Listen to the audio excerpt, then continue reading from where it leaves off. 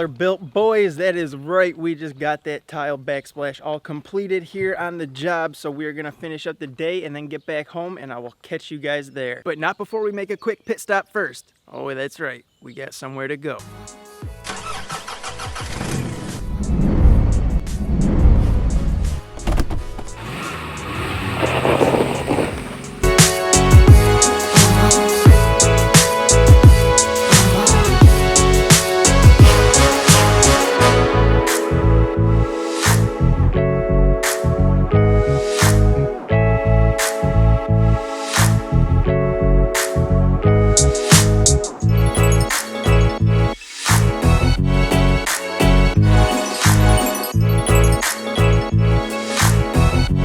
What up, peeps? Welcome back to another video on Pure Panorama. How about that opening clip right there? Yeah, we saw another red truck just like this one, but 10 years newer. We went and looked at a 2011 6.7 mega cab, and well, it really wasn't what I expected it to be. I've known about this truck for sale at a dealership that's not too far from my house for about the last 3 to 4 weeks now, and my buddy happens to be friends with the sales manager at that dealership, so obviously we gave him a jingle and we were just inquiring about that truck back when they first put it on the lot. Obviously, we got the asking price, we got a little bit of history, and more or less what the dealership had into the truck as far as what they gave the guy, the previous owner, for trade-in, and then whatever they did to it before they put it on the lot, which probably wasn't too much according to what I saw as I got underneath the truck to look at it. But we'll get into that in just a second. Before I went to see the 6.7 mega cab in person, I jumped on the dealership's website and just looked to see what they had posted on there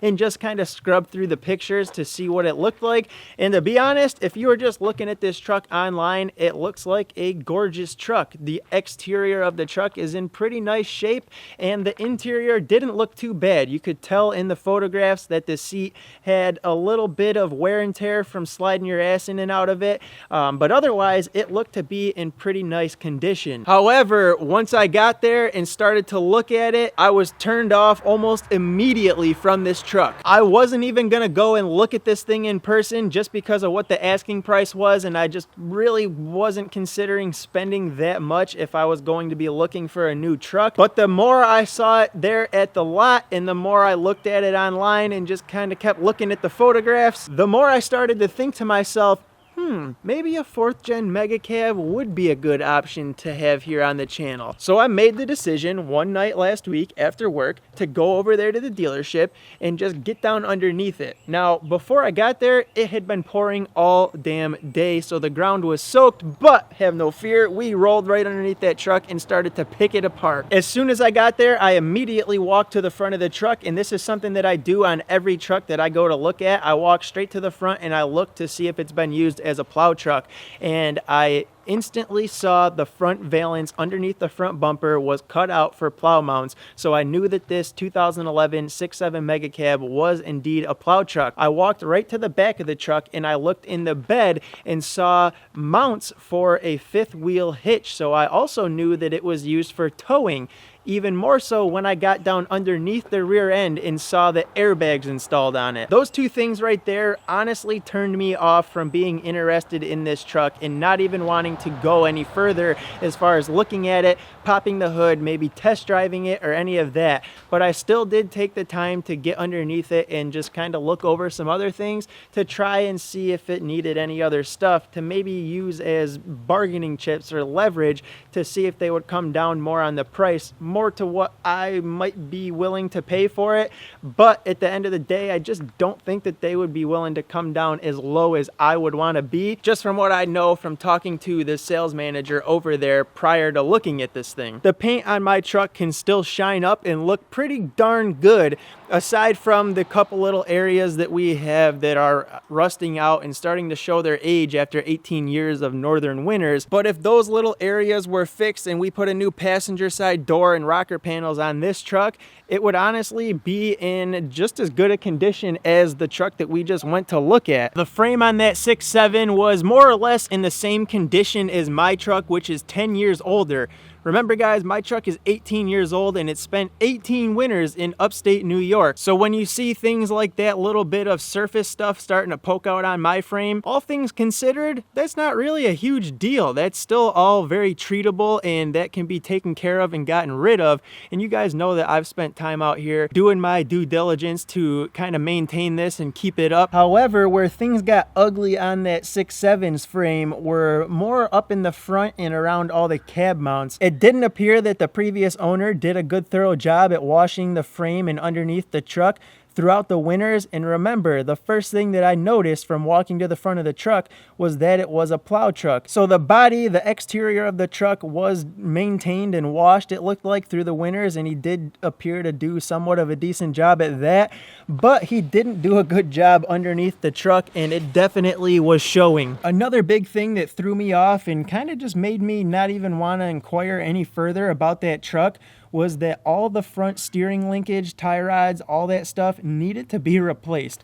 I could get up underneath that truck and grab all the tie rods and literally rock them back and forth with my hand, and you should not be able to do that on any truck that you're looking at.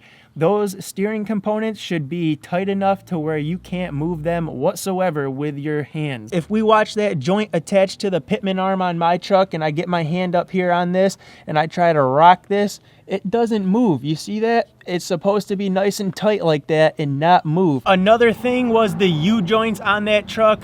You guys know I just went through and replaced all my U-joints last summer. So all these U-joints are fresh, and I did the carrier bearing on my truck also. And the U-joints on that 2011 Mega Cab looked like the old U-joints that I pulled out of my truck last year. And from my experience, just from last year, when I pulled the old U-joints out of this truck, they looked just like that, and there was no needle bearings left in them. So I guarantee that every U-joint on that truck, the front axle shafts, all the U-joints in the front and rear drive shafts are probably going to have to be replaced, along with all the front steering linkage stuff. Another thing I noticed just from looking at the exterior of the truck without even starting it, getting in, looking at the interior or popping the hood to look at the engine, all 4 tires on that thing needed to be replaced. The tread was very worn down, and all around this outer edge of the tire was completely dry rotted. So I don't know if the truck sat for some time during summer months or what, or if those tires had just been on there for a while, but they certainly needed to be replaced. So there's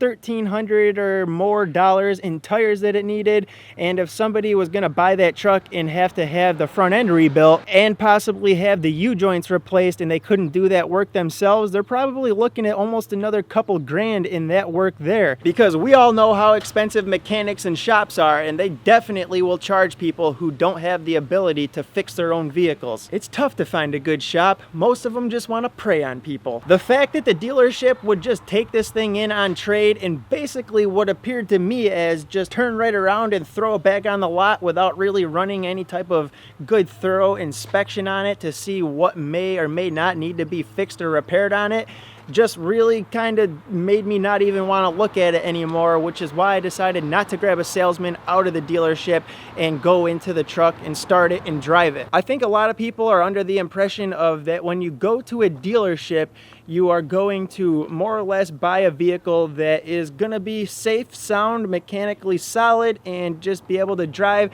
something that you're not going to really have to worry about or make any repairs on for a little while, and certainly not have to make any repairs on it as soon as you drive it off the lot and get it home. As far as that 6.7 goes, that's not the case. Somebody would have to do work to it almost immediately and replace stuff if the dealership didn't do it beforehand and they couldn't negotiate that into the deal. But in my humble opinion, the dealership should have done all that crap before they even stuck it out on the lot and were asking the pretty high price that they were asking. I'm sure that they'll still get some decent money out of that truck, and they may or may not negotiate some parts into it with whoever does decide to buy it, but I'm confident in saying that I am no longer interested in that truck because I know more or less what they have into it, and I just don't see them coming down to what I would want to pay for a truck in that condition. Granted, it does have a little bit lower mileage on it. It does have 89,000 miles on it, but it kind of put a bad taste in my mouth when I realized that they just really take a car in in and turn right around and put it back on the lot without apparently looking it over to see what it needs done. The other major reasons that I just don't have any interest in that 2011 Mega Cab any longer is the fact that it was a plow truck and it was used as a tow rig, because we know that that truck has a 68 RFE transmission underneath it, and you unfortunately don't know how the previous owner treated that truck,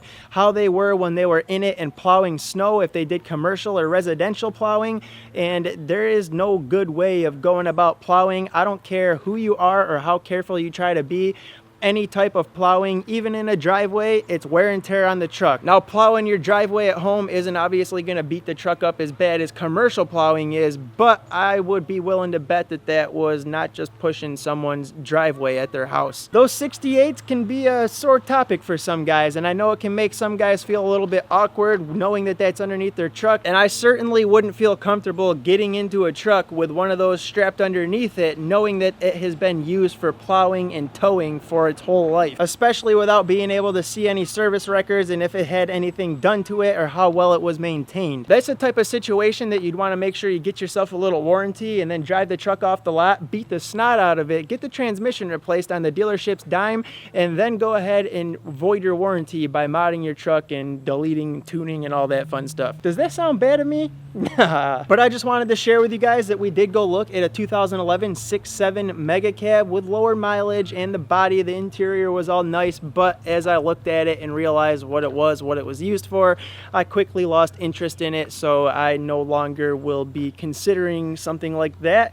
I won't rule out 4th gens per se. I'm not totally scared of a 68 and a 6.7 combination, and I have began to like the looks of the 4th gens, but ultimately I think you guys know what I really would want to look for, and that is a 3rd gen, and I would like to stick with the 5.9 platform and a 48 underneath. Don't forget about our RGB rock light giveaway that we have going on. It is going to end on Saturday. To be entered in it, you need to be subscribed, liking, commenting, and sharing on all the videos that are uploaded from now until then when the giveaway ends. We also have our blue collar built key tags in, and I'm working on getting set up to start selling those to you guys who choose to support the channel by purchasing one. They're a nice soft material with great quality embroidery on both sides. They say blue collar built. They're not going to scratch up the paint on your truck, your car, your motorcycle, or anything else. So as soon as I'm set up to start selling them, I will let you guys know. If you're new, hit that subscribe button, turn on those post notifications by clicking the bell. Don't forget to hit the like button on your way out. Check out the links down below in the video description, and I will see you guys soon with another new video.